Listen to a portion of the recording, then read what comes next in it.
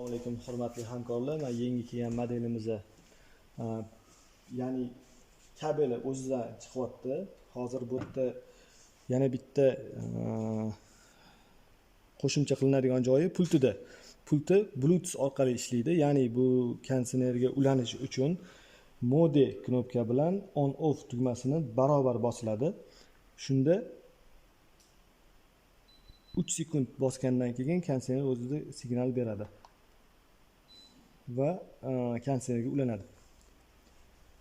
Hurmatli ustalar, mana shu narsani on off va mode knopka bilan bosib ulab olishingiz mumkin. Krishkasini ham ochishmasin. Iloji bo'lsa, krishkasini ham ochmasanglar bo'ladi. Bu yerda hamma narsa tayyor.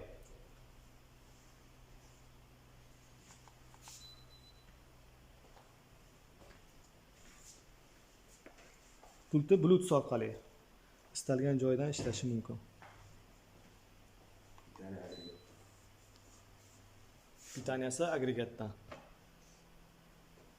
Tok ulanishi motor orqali bo'ladi.